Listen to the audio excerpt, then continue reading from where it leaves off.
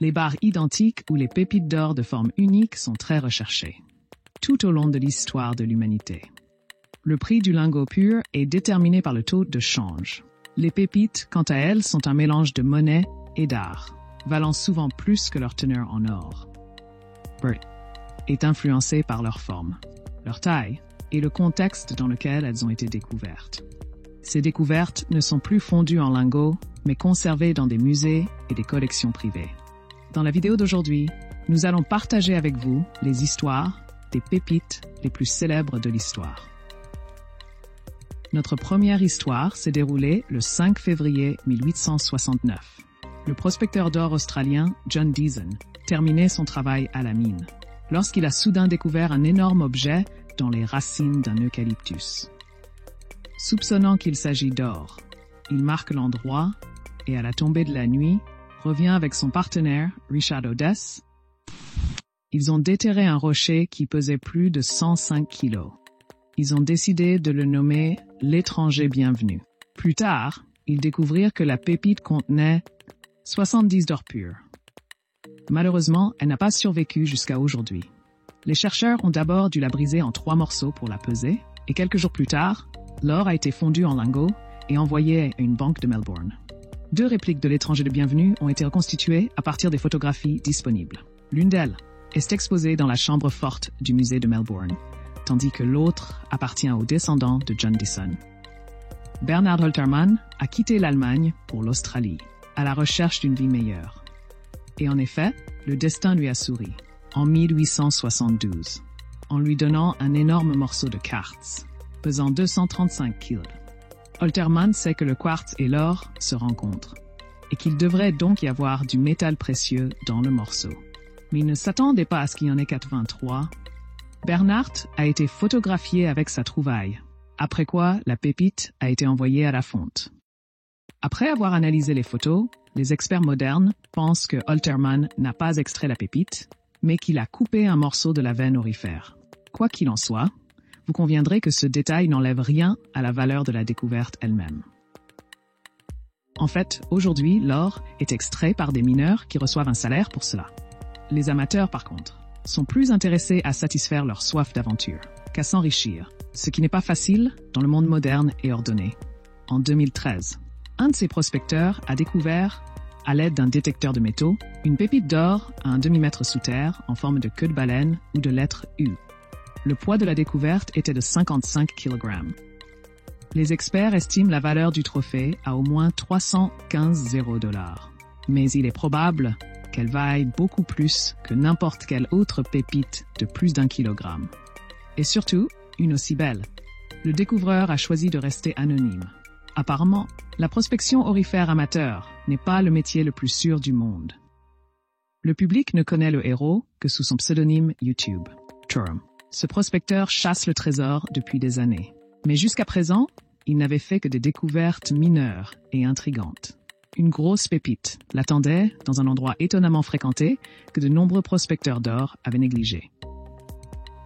En 1799, 112 ans, Conrad Reed, fils d'un riche fermier de Caroline du Nord, trouva une pierre inhabituelle près d'un ruisseau. Il est surpris par son poids. Un éclat, à peine plus gros qu'un poing, pesait environ 8 kilos. Un morceau de granit de taille similaire pèserait à peine 1,5 kg. Le garçon ramena la pierre à la maison, et son père l'utilisa comme support de porte. Cette découverte occupa Reid, mais il n'y avait personne à proximité à qui demander conseil. L'histoire a repris 3 ans plus tard, lorsque l'homme s'est rendu en Arkansas pour affaires, et a montré l'objet à un bijoutier local. Le bijoutier identifie une pépite d'or dans la pierre, la première aux États-Unis. Bien entendu, le fermier n'a pas réalisé la valeur du trésor et l'a estimé à l'équivalent du salaire hebdomadaire d'un ouvrier agricole de l'époque, 35 $. Si Reed avait trouvé un bijoutier honnête, il aurait pu acheter une grande maison avec l'argent. L'homme s'est vite rendu compte qu'il avait demandé trop peu. Avec plusieurs voisins, il a donc créé une société d'extraction d'or. Plus tard, des pépites plus importantes ont également été trouvées ici. Aujourd'hui, n'importe qui peut payer 3 $ et tenter sa chance dans la région où des montagnes de ce précieux minerai ont été trouvées au cours des 200 dernières années. La mine d'or de Serra Ponta, dans l'état brésilien du Pará, a été exploitée pendant 10 ans. Depuis 1980, des mineurs transportent chaque jour des sacs de roches depuis le fond de la carrière, grimpant à 400 mètres sur des échelles étroites. Ils étaient payés de 2 à 3 dollars par jour, plus une prime pour l'or trouvé. Officiellement, 45 tonnes d'or ont été extraites ici en 10 ans. Ce chiffre est probablement sous-estimé, car les mineurs de Kerr vendaient souvent leurs trouvailles au marché noir, au lieu de les déclarer. Il est difficile de les juger. Il suffit de regarder les photos de l'endroit terrible où ils ont travaillé pendant des années pour avoir le vertige. À la fin de l'année 1980, la mine dangereuse, aux conditions de travail épouvantables, a été fermée, inondée, et toutes les recherches d'or ont été interdites. En 2013, Warner Brothers a réalisé un film sur la carrière et son impact dévastateur, sur ceux qui pensaient y trouver la fortune. À une époque, 100 personnes travaillaient dans la carrière. Puis, en 1983, la fortune a souri à l'un d'entre eux. Un mineur a découvert une pépite d'or, qui est devenue la Canaille Pepita, connue dans le monde entier. La Banque centrale du Brésil l'a achetée et l'a fièrement exposée dans son musée de la monnaie. Pesant près de 61 cailloux, elle contient 52 ors. Pepita Canimes n'est qu'un fragment d'un bloc plus important qui s'est brisé lors de l'exploitation minière. Beaucoup de gens rêvent de découvrir des trésors qui changeront leur vie pour le mieux. Pour toujours. Pour la plupart des gens, les rêves restent des fantasmes. Mais certains, espérant réaliser un conte de fées doré, achètent du matériel coûteux et abandonnent tout pour poursuivre leurs illusions. Nombreux sont ceux qui se lancent après avoir vu des photos d'énormes pépites d'or pures. Même si beaucoup sont des faux, l'Australien Kevin Healy a cru à la chance. Il a trouvé une pépite qui ressemble à s'y méprendre à une main humaine. Un prospecteur d'or l'a découverte en 1980. Elle pèse plus de 27 kilos. Il s'agirait du plus gros morceau d'or jamais trouvé à l'aide d'un détecteur de métaux.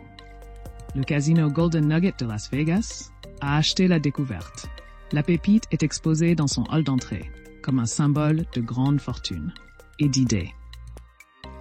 Ce minerai, déterré en 1992, était très différent d'aujourd'hui. Maintenant exposé dans un musée renommé, le joyau de la couronne a été traité pour briller. Le quartz a été lavé à l'acide fluorhydrique, rendant la structure cristalline du métal semblable à une pierre précieuse.